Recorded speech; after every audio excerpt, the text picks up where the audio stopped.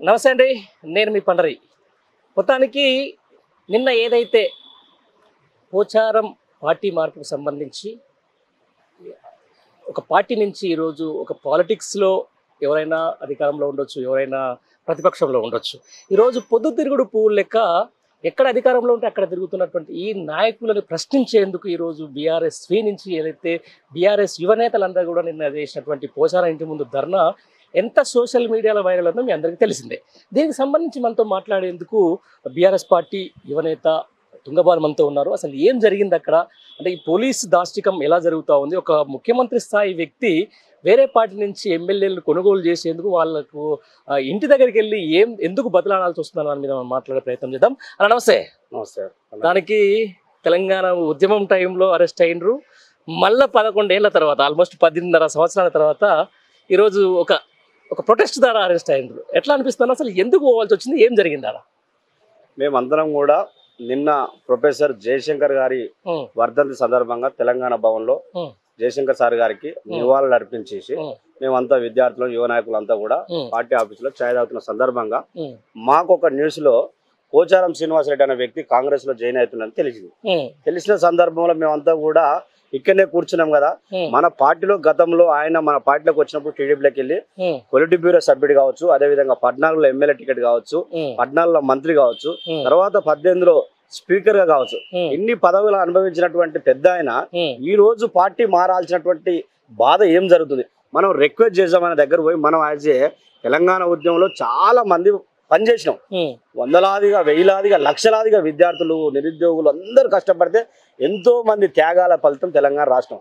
ఆ వచ్చిన దాంట్లో కొంతమందికి 119 మంది ఎమ్మెల్యేలు, 17 పార్లమెంటు, చెప్పుకున్న తగ్గట్టు ఎమ్మెల్సీలు, చెప్పుకున్నటువంటి ఏళ్ల మీద రాజ్యసభలు, కొంతమంది మాత్రమే లబ్ధి జరిగింది. ఆ లబ్ధి జరిగిన దాంట్లో ఈయన మంత్రిగా మొట్టమొదటిగా ఒక మన అగ్రికల్చర్ మంత్రిగా, రెండోసారి స్పీకర్ గా ఇంత ఉన్నతమైన బాధ్యతలు ఇచ్చి పార్టీ 10 ఏళ్ళు అధికారం ఉంటే ఒక ఉన్నతమైన బాధ్యతలు ఇచ్చినటువంటి గౌరవ ముఖ్యమంత్రి, తొలి ముఖ్యమంత్రి, తెలంగాణ ముఖ్యమంత్రిగా పనిచేసినటువంటి కల్వకుంట్ల చంద్రశేఖర్ గారి నాయకత్వంలో మంచి బాధ్యతలు ఇస్తే నీవు ఈ రోజు కనీసం అధికారం పోయిందని చెప్పేసి ఈ రోజు నువ్వు ఏ విధంగా ఇన్ని రోజులు అనుభవించి 10 ఏళ్ళు అధికారం అనుభవించి నువ్వు ఏ విధంగా పార్టీ మారుతున్నావు అని చెప్పి మేము అడగడానికి పోతే అక్కడ సరే మాకు తెలియదు, అప్పటికి అక్కడ రేవంత్ రెడ్డి గారు ముఖ్యమంత్రి గారు ఉన్నారని తెలియదు.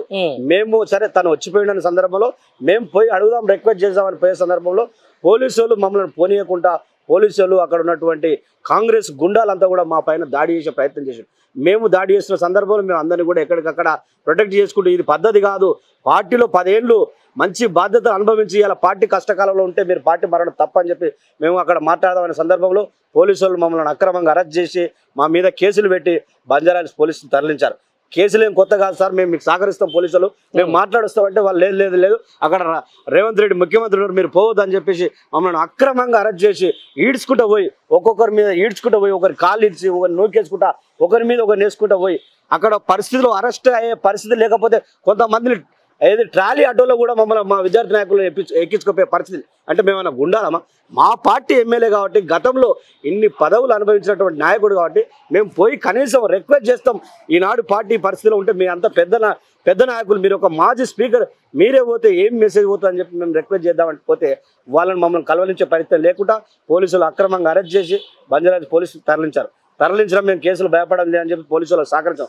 తరలించే సందర్భంలో కేసులు చెప్పేసి మమ్మల్ని రాత్రి రిమాండ్ చేద్దామని చెప్పి నాంపల్లి కోర్టు తీసుకపోతే అక్కడ అనేక మంది అడ్వకేట్లు, తెలంగాణ అడ్వకేట్ లీగల్ సెల్ ఎవరైతే మా తెలంగాణ లీగల్ సెల్ చూసినటువంటి అడ్వకేట్లు అంతా కూడా, కిరణ్ అన్న కావచ్చు, లక్ష్మణ్ అన్న కావచ్చు, లలిత మేడం కావచ్చు, అడ్వకేట్ల బృందం అంతా కూడా, కళ్యాణరావు అన్న గారు అందరూ కూడా మేము పోయే వరకు అక్కడ ఉన్నటువంటి కోర్టులో అందరూ కూడా అడ్వకేట్స్ అందరూ కూడా మా తరఫున వాదించి ఎట్టి పరిస్థితుల్లో ఇది వీళ్ళకి బెయిల్ ఇవ్వాలి, వీళ్ళంతా కూడా విద్యార్థి నాయకులు, మా పార్టీ నాయకులు, అక్కడ ఉన్నటువంటి నాయకుడు కూడా పార్టీ ఎమ్మెల్యే కాబట్టి గతంలో ఆ పార్టీ బీఆర్ఎస్ పార్టీ మంత్రి, బీఆర్ఎస్ పార్టీలోకి వెళ్ళి స్పీకర్ చేసినటువంటి వ్యక్తి కాబట్టి ఆయన మర్యాదపూర్వకంగా కలవడానికి పోయారు తప్ప వీళ్ళకి తక్షణమే బెయిల్ ఇవ్వాలని చెప్పి అనేక ఆర్గ్యుమెంట్ల సందర్భం తర్వాత మాకు రాత్రి బెయిల్ కూడా, కండిషనల్ బెయిల్ కూడా మంజూరు చేయడం జరిగింది. రైట్, ఇదే అన్న, ఇదే గతంలో ఎవరైతే రేవంత్ రెడ్డి అంటే పొన్నాల లక్ష్మయ్య గారు ఇది బీఆర్ఎస్ పార్టీలో జాయిన్ అవుతున్నప్పుడు సౌదలకు ఆయనకి ఏం రోగమయ్యా అని చెప్పేసి మాట్లాడినటువంటి రేవంత్ రెడ్డి ఈ రోజు పాపం ఇన్ని పదవులు అనుభవించి పార్టీలో లక్ష్మీపుత్రుడు అని చెప్పేసి పేరు చెప్పించుకొని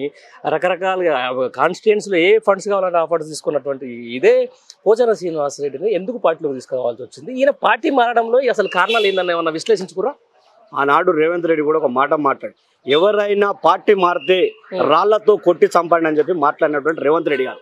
ఇవాళ అటువంటి రేవంత్ రెడ్డి గారు రాళ్లతో కొట్టి చంపాలన్నటువంటి రేవంత్ రెడ్డి గారు ఇవాళ మా పార్టీకి సంబంధించిన ఎమ్మెల్యేలను ఏ విధంగా తీసుకుంటాం, మరి మేము దేంతో కొట్టాలని చెప్పి మేము అడుగుతున్నాం. నీవు ఇవాళ అంగట్లో సరుకులు కొన్నట్టు ఎమ్మెల్యేల ఇంటింటికి పోయి ఎమ్మెల్యేలను భయభ్రాంతులకు గురి చేసి నువ్వు ప్రజాస్వామ్యబద్ధంగా గెలిచినటువంటి ఒక పార్టీలో గెలిచినటువంటి ఎమ్మెల్యేలు ఈ పార్టీ పదవికి పార్టీకి రాజీనామా చేసినాక నువ్వు తీసుకో. ఇవాళ ఇక్కడికి నువ్వు ఎమ్మెల్యేలను నువ్వు తీసుకొని అలా నువ్వు బెదిరించి ఏదో వాళ్ళకి ఏదో ఇస్తా అని చెప్పేసి వాళ్ళని ఏ విధంగా నువ్వు పార్టీలోకి తీసుకుంటావు అని చెప్పి కూడా మేము సందర్భంగా అడుగుతున్నాం. ఎందుకంటే నువ్వు గతంలో ఏ నాయకుడైనా మారితే ఆయన రాళ్లతో కొట్టి చంపాలని చెప్పినటువంటి నువ్వు ఆయన PCC ప్రెసిడెంట్ ఉన్నట్టు రేవంత్ రెడ్డి మేము దేంతో కొట్టాలని చెప్పి కూడా రేవంత్ రెడ్డి గారిని మేము అడుగుతున్నాం.